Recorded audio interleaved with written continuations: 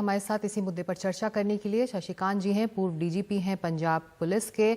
बहुत शुक्रिया NDTV India से बात करने के लिए और हमारे लिए वक्त निकालने के लिए। शशिकांत जी, पहला सवाल तो ये कि जो ये रिपोर्ट बता रही है कि 2018 से हम लोग परस्यू कर रहे हैं अपनी लिस्ट को लेकर, लेकिन अब एक नया मोड़ आ गया है डिप्लोमेसी में इस पूरे मामले में।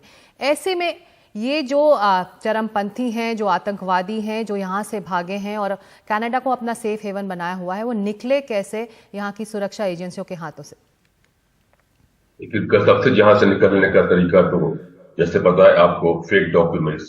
पिछले दिनों जहां जो मूसेवाला का मर्डर हुआ था, उस मर्डर के बाद भी कुछ लोग आर्मेनिया वगैरह पहुंच गए थे, उनके डॉक्यूमेंट्स भी फेक थे। कुछ बंदे भारत लाए गए, उन्होंने इस बात को बताया है कि किस तरीके से उन्होंने फेक डॉक्यूमेंट्स इकट्ठे किए।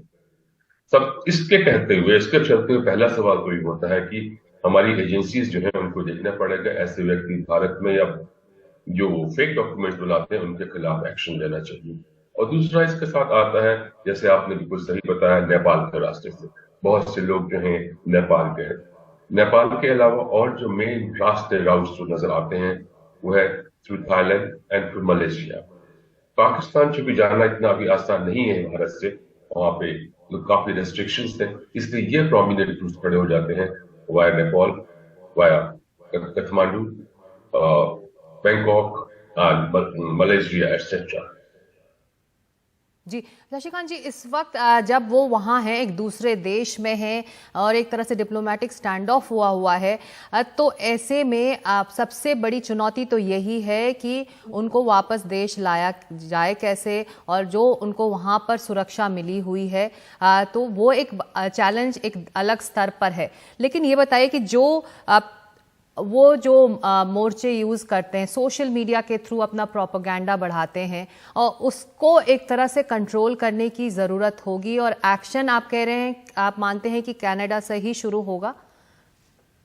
जी हाँ, क्योंकि पर कैनेडियन अथॉरिटीज जो है क्या वो एक्शन लेंगी? जैसे आपने बताया कि 2018 से लेकर के हम लगातार इंफॉर्मेशन शेयर करते आए हैं इस प्रकार के जो एंटी नेशनल एलिमेंट्स है, मिलिटेंट्स, टेररिस्ट और छुपे हुए।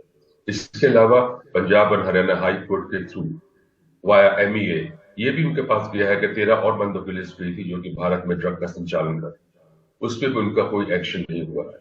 इस प्रकार से लगता तो ये है कि जो आज की तारीख में ट्रूडो साहब की जो माइनॉरिटी गवर्नमेंट है, उनका मुद्दा तो सिर्फ एक ही है, किस प्रकार से वो आउटसाइड सपोर्ट लेकर के अपनी सरकार को 2024-25 से जब तक भी चला सकते हैं मैक्सिमम पीरियड के लिए। क्योंकि जैसा कि उनका मैंने बताया था आपको, जो समर में उनका एक रिसेंटली वहां पे एक स्टडी हुई थी, उसमें ये साफ दिखाया गया था कि ट्रूडो साहब की जो लिबरल सरकार है, इसका पार्टी है, इसका तरफ लोगों का रुझान है घटता जा रहा है कंजर्वेटिव की तरह। तो उनके लिए मैं समझता हूं कि ये तो ट्रूडो साहब के लिए जैसे एक जीवन और मरण का सवाल है। पर एक चीज और जो आती है, जीवन और मरण के सवाल को लेकर के किस प्रकार से वो अपनी डिप्लोमेसी और डिप्लोमेटिक चैनल्स को किस प्रकार से यूज करके, इनका जो संगठन है I5, जिसमें कि कनाडा है, अमेरिका है, इंग्लैंड है, न्यूजीलैंड है, ऑस्ट्रेलिया है, ये 5 देशों की सिक्योरिटी एजेंसी जो है उनका एक ग्रुप है जिसको I5 कहते हैं, I5, उनको किस प्रकार से यूज कर रहे हैं।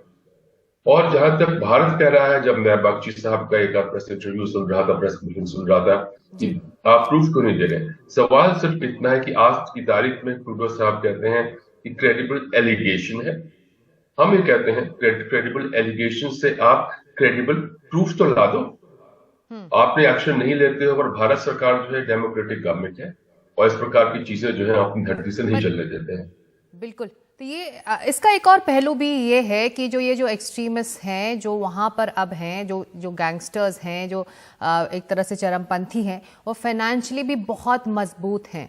तो इसकी वजह से भी उनको वहां पर एक पोजीशनिंग मिली हुई है और वो अपने आप को वहां पर ज्यादा सुरक्षित महसूस कर रहे हैं। जी हाँ, अब देखिए जो वहां पे जो हमारे डायस्पोरा है बहुत अच्छे काम कर रहा है, उनका बड़े बड़े बिजनेस है, वहां से उनका पैसा भी आता है। आपको मैं 1 मिनट के लिए ले जाना चाहूंगा पिछले दिनों, जबकि जस्टिन ट्रूडो के फादर वहां पे प्रधानमंत्री थे, उस समय कनिष्क का ब्लास्ट हुआ था। उस समय से लेकर के उस समय भी ये जो प्रोसीडिंग्स थी बहुत ढंग से नहीं चली, वरना जो भी दोषी थे उनको छोटी मोटी सजाएं नहीं मिलती। उस समय से लेकर के आज तक वो उस वहां से आज की तारीख को यहां तक पहुंच गए हैं कि पूरा ओपन तरीके से वो शरण दे रहे हैं। भारत को भी मुझे लगता है कि अपने डिप्लोमेटिक चैनल से उनको स्ट्रॉन्ग करना पड़ेगा, क्योंकि इस समय कनाडा पूरा डिप्लोमेटिक चाल चल रहा है, डिप्लोमेटिक बोर्ड पे शतरंज चल रहा है। तो शतरंज का जो जवाब देना है भारत सरकार को, वो भी अपने डिप्लोमेटिक चैनल से उनको स्ट्रेंथन करके देना पड़ेगा।